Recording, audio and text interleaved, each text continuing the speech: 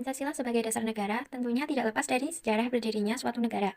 Menurut Diponolo, negara merupakan suatu organisasi kekuasaan yang berdaulat yang dengan tata pemerintahan melaksanakan tata tertib atas suatu umat di suatu daerah. Setiap negara memerlukan dasar negara untuk menentukan bentuk negara dan sistem pemerintahan. Seperti halnya Pancasila, pada sila ketiga dijelaskan bentuk negara Indonesia, yaitu negara kesatuan dan bentuk republik.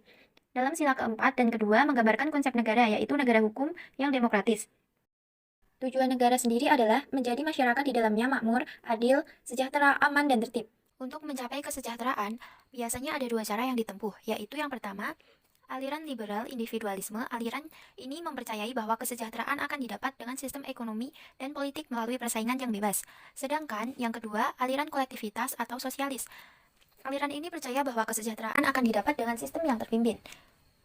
Selanjutnya, mengapa Pancasila yang dijadikan dasar negara?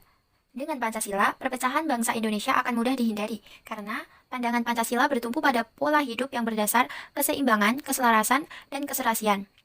Pancasila juga memberikan arah tentang hukum harus menciptakan keadaan negara yang lebih baik. Pancasila sebagai dasar negara dibagi menjadi 4.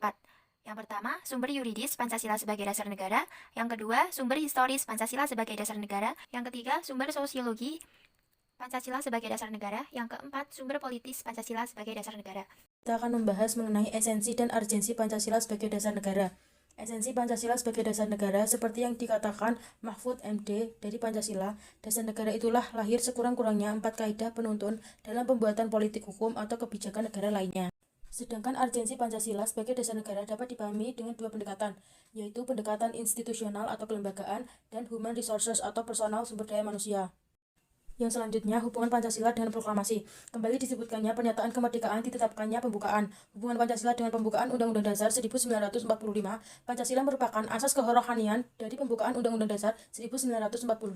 Adapun nilai instrumental dari Pancasila sebagai nilai dasar adalah pasal-pasal dalam Undang-Undang Dasar 1945. Oke, selanjutnya ada implementasi dalam perumusan kebijakan. Yang pertama, bidang politik seperti musyawarah di masyarakat. Yang kedua, bidang ekonomi, adanya sistem koperasi yang bertujuan untuk mensejahterakan anggotanya. Yang ketiga, bidang sosial budaya, gotong royong di masyarakat sekitar. Yang keempat, bidang Hankam, pasal 27 ayat 3 Undang-Undang Dasar 1945 berbunyi setiap warga negara berhak dan wajib ikut serta dalam upaya pembelaan negara. Terima kasih.